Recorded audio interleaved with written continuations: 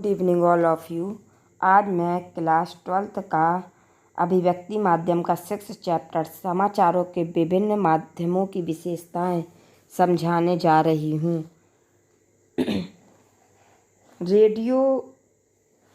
Radio समाचार की copy की क्या विशेषताएं होती हैं। तो इसमें बताया है कि रेडियो समाचार की कॉपी साफ़ सुथरी तथा टाइप्ड होनी चाहिए, मतलब यानी कि साफ़ सुथरी लिखी होनी चाहिए और कंप्यूटर से टाइप्ड होनी चाहिए, ताकि समाचार वाचक को उसे पढ़ने में किसी भी प्रकार की कोई कठिनाई ना हो। इनमें संक्षिप्तकारों का प्रयोग नहीं होना चाहिए, यानी कि संक्षिप्त अक्षरों का प्रयोग नहीं होना चाहिए। उच्चारण की दृष्टि से भी कठिन शब्दों को नहीं आने देना चाहिए। 5 अंकों से अधिक वाली किसी भी संख्या को शब्दों में लिखना चाहिए। जैसे मान लीजिए लिखा है कि 1 से 10 तक के अंकों को शब्दों में और 11 से 999 तक अंकों में लिखा जाना चाहिए। लेकिन जैसे मान लीजिए लिखा है अंकों में 28,37,550 लिखा जाना है, तो उसको अंकों में ना लिखकर शब्दों में लिखना चाहिए, ताकि पढ़ने वालों को किसी भी प्रकार की कोई मुश्किल ना हो। और इसे हमेशा ध्यान में भी रखना चाहिए इसी तरह के अखबारों में परसेंटेज और एस जैसे संकेत चिन्हों से काम चल जाता है, लेकिन रेडियो में यह पूरी तरह वर्जित है, यानी प्रतिशत और डॉलर लिखा जाना चाहिए। वैसे रेडियो समाचार में अत्यधिक आंकड़ों और संख्या का इस्तेमाल नहीं करना चाहिए, क्योंकि श्रोताओं के लिए उन्हें समझ पाना काफ़ी मुश्किल पड़ता है। आंकड़े तुलनात्मक हो तो बेहतर होता है। मान लीजिए जैसे लिखा कि इस साल गेहूं का उत्पादन पिछले वर्ष के 80 लाख टन से बढ़कर 86 लाख टन हो गया है। इसकी तुलना में अगर ये लिखे कि इस साल गेहूं का उत्पादन पिछले वर्ष की तुलना में 7.5% बढ़कर 86 लाख टन पहुंच गया है, तो पढ़ने वाले को और समझने वाले को ज़्यादा आसानी होगी। अब मैं आपको दूसरी हेडिंग बता रही हूँ कि डेडलाइन, संदर्भ और संक्षिप्त अक्षर का प्रयोग। रेडियो में अखबारों की तरह डेडलाइन अलग से नहीं बल्कि समाचार से ही गुथी होती है, यानी कि हम इसकी चर्चा पहले कर चुके हैं। इसी तरह समाचार में समय संदर्भ का मसाला भी महत्वपूर्ण है। अखबार दिन में एक बार और वह भी सुबह छप कर आता है, जबकि रेडियो पर 24 घंटे समाचार चलते रहते हैं। श्रोताओं के लिए समय का फ्रेम हमेशा आज होता है, इसलिए समाचार में आज सुबह, आज दोपहर, आज शाम, आज तड़के आदि का इस्तेमाल किया जाता। इसी तरह बैठक कल होगी या कल हुई बैठक में का प्रयोग किया जाता। इसी सप्ताह, अगले सप्ताह, पिछले सप्ताह, इस महीने, अगले महीने, पिछले महीने, इस साल, पिछले साल, अगले साल, अगले बुधवार या पिछले शुक्रवार का इस्तेमाल करना चाहिए। संक्षिप्त अक्षरों के इस्तेमाल में काफ़ी सावधानी बरतनी चाहिए। बेहतर तो यही होगा कि उनके प्रयोग से बचा जाए, और अगर ज़रूरी हो तो समाचार के शुरू में पहले उसे पूरा दिया जाए, फिर संक्षिप्त अक्षरों का प्रयोग किया जाए। संक्षिप्त अक्षरों के प्रयोग के दौरान यह देखा जाना चाहिए कि वह कितना लोकप्रिय है।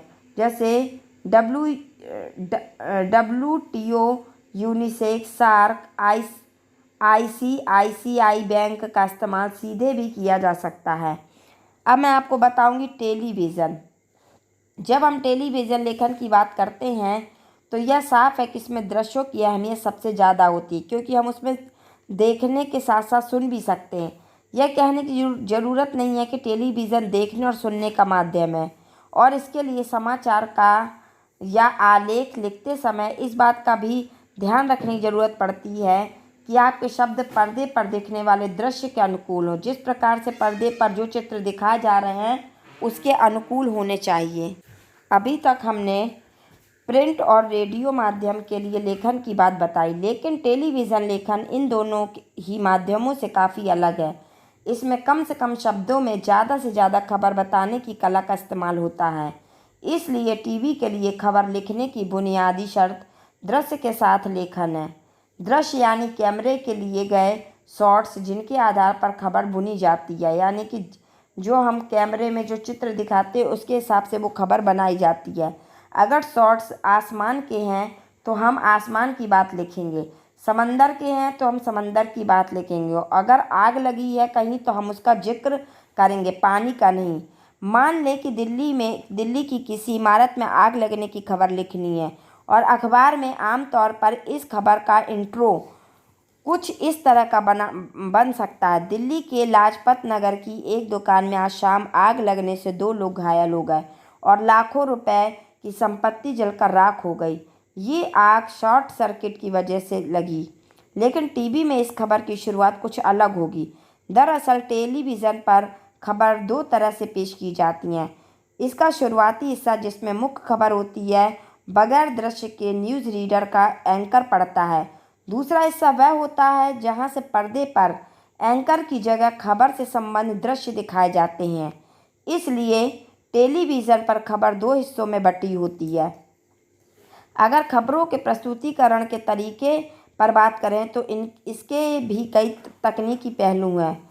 फिलहाल हम दिल्ली में आग की जिस खबर की बात कर रहे थे उसमें टीवी में पेश करने के तरीकों पर बात करते हैं।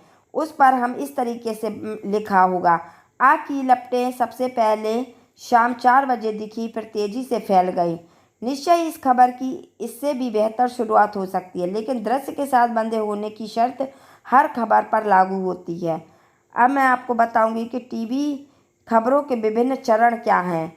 किसी भी टीवी चैनल पर खबर देने का मूल आधार वही होता है जो प्रिंट या रेडियो पत्रकारिता के क्षेत्र में प्रचलित है, यानी सबसे पहले सूचना देना। फिर टीवी में यह सूचनाएं कई चरणों में होकर दर्शकों के पास पहुंचती हैं, जैसे फ्लैश या breaking news, dry anchor, phone in, anchor visual, anchor byte, live और एंकर पैकेज। फ्लैश या ब्रेकिंग न्यूज़, सबसे पहले कोई खबर फ्लैश या ब्रेकिंग न्यूज़ के रूप में तत्काल दर्शकों तक पहुंच जाती है। इसमें कम से कम शब्दों में महज सूचना दी जाती है। दूसरा है ड्राई एंकर। इसमें एंकर खबर के बारे में दर्शकों को सीधे सीधे बताते हैं, यानी कि कहाँ, क्या, कब और कैसे ये हुई। जब तक खबर के दृश्य नहीं आते, एंकर दर्शकों को रिपोर्टर से मिली जानकारियों के आधार पर सूचनाएं पहुंचाते रहते हैं। अब मैं आपको बताऊंगी कि फ़ोन इन क्या है। इसके बाद खबर का विस्तार होता है। फिर उस पहले डेडलाइन, यानी कि एक लाइन में ये न्यूज़ बताई जाती है, फिर उसका विस्तार बताया जाता है और एंकर रिपोर्टर से फ़ोन पर बात करके सूचना दर्शकों तक पहुंचाता है। फिर क्या करता है, जो एंकर होता है वो रिपोर्टर से फ़ोन पर बात कर लेता है और सूचना दर्शकों तक पहुंचाता है। इसमें रिपोर्टर घटना वाली जगह पर मौजूद होता है, यानी कि जो रिपोर्टर जो न्यूज़ पहुंचा रहा है वो वही घटना वाली जगह पर मौजूद रहता है और वहां से उसे जितनी ज़्यादा से ज़्यादा जानकारियां मिलती हैं वह दर्शकों को बताता है। एंकर विजुअल, यानी कि जब घटना के दृश्य या विजुअल मिल जाते हैं तब उन दृश्यों के आधार पर खबर लिखी जाती है। जब पूरी घटनाओं के प्रमाण मिल जाते हैं तब उसी आधार पर, उस दृश्य के आधार पर ही घटनाएं लिखी जाती हैं जो एंकर पढ़ता है। इस खबर की शुरुआत भी प्रारंभिक सूचना से होती है और बाद में कुछ वाक्यों पर प्राप्त दृश्य दिखाए जाते हैं। और जब खबर जो शुरुआत की जाती है वो प्रारंभिक सूचना यानी कि शुरुआत से होती है और बाद में कुछ दृश्य भी दिखाए जाते हैं। एंकर वाइट, यानी कि वाइट यानी कथन। टेलीविज़न पत्रकारिता में वाइट का काफ़ी महत्व है। टेलीविज़न में किसी भी खबर को पुष्ट करने के लिए, सही करने के लिए से संबंधित बाइट दिखाई जाती है। किसी भी घटना की सूचना देने और उसके दृश्य दिखाने के साथ ही इस घटना के बारे में प्रत्यक्षदर्शी या संबंधित व्यक्तियों का कथन दिखा और सुनाकर खबर को प्रमाणित प्रदान की जाती है। वहाँ पर जो लोग मौजूद होते हैं जो घटना के समय, उन लोगों का प्रमाण दिखाकर उस घटना को सत्य बताया जाता है कि ये कथन बिल्कुल सही है। लाइव, यानी किसी खबर का घटना स्थल से सीधा प्रसारण। जहाँ पर घटना घटी है उसी घटना से उसका सीधा प्रसारण किया जाता है। सभी टीवी चैनल कोशिश करते हैं कि किसी बड़ी घटना के दृश्य तत्काल दर्शकों तक सीधे पहुंचाए। जहाँ पर भी घटना घटी होती है उस घटना की बड़ी खबर सीधे तत्काल दर्शकों तक सीधे ही पहुंचा सकें। इसके लिए मौके पर मौजूद रिपोर्टर और कैमरामैन ओबी वैन के जरिए घटना के बारे में सीधे दर्शकों को दिखाते और बताते हैं। वहीं से सीधे कैमरामैन और रिपोर्टर वहां की स्थिति के बारे में सीधे दर्शकों को दिखाते और बताते हैं। एंकर पैकेज, यानी कि पैकेज किसी भी खबर को संपूर्णता के साथ पेश करने का एक जरिया है और इसमें संबंधित घटना के दृश्य, इससे जुड़े लोगों की बाइट, ग्राफिक के जरिए जरूरी सूचना आदि होती हैं। जैसे मान लीजिए लेखा के टेलीविज़न लेखन इन तमाम रूपों को ध्यान में रखकर किया जाता है। जहाँ जैसे ज़रूरत होती है वहाँ पर वैसे वाक्यों का इस्तेमाल भी होता है। शब्द का काम दृश्य को आगे ले जाना होता है ताकि वह दूसरे दृश्यों से जुड़ सके और उसमें निहित अर्थ को सामने लाया जाता है कि उसमें क्या अर्थ छिपा हुआ है, ताकि खबर के सारे आशय खुल सकें।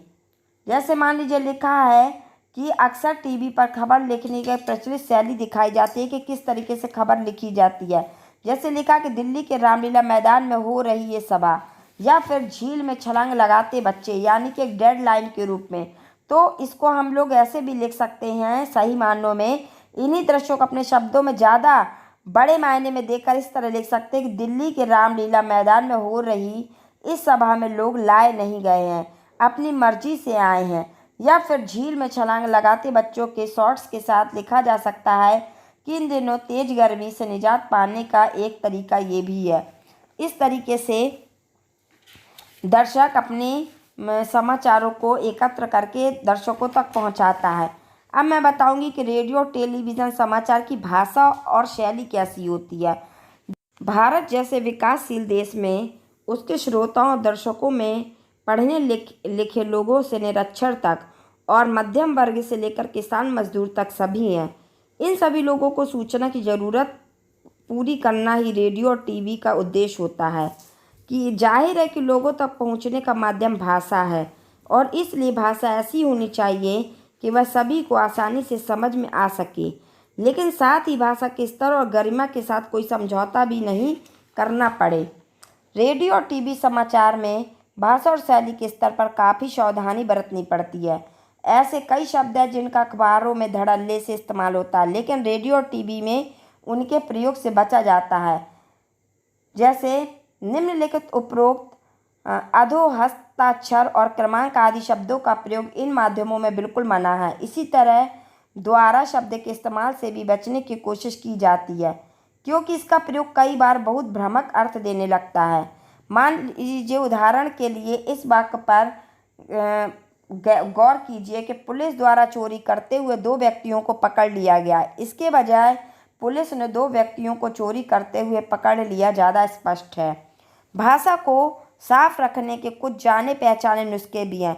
एक तो वाक्य छोटे छोटे हों, एक वाक्य में एक ही बात कहने का धीरज हो, वाक्यों में तारतम्य ऐसा हो कि कुछ टूटता या छूटता हुआ ना लगे। दूसरी बात यह है कि शब्द प्रचलित हों और उनका उच्चारण सहजता से किया जा सके। जैसे क्रय विक्रय की जगह खरीद बिक्री, स्थानांतरण की जगह तबादला और पंक्ति की जगह कतार टीवी में सहज माने जाते हैं। यानी वैसे शब्द जो बोलचाल के करीब हो, उनसे विद्वता व झलके बल्कि अपना सहज पड़ोस दिखाई पड़े। यानी कि भाषा इतनी सरल और स्पष्ट होनी चाहिए, जानी पहचानी होनी चाहिए कि लोगों को भ्रामक ना हो, बल्कि लोग उसका स्पष्ट अर्थ निकाल सकें और लोगों को जल्दी समझ में आ जाए। भाषा ऐसी शुद्ध और सरल होनी चाहिए। आई होप कि आपको ये वीडियो समझ में आई होगी। Thank you.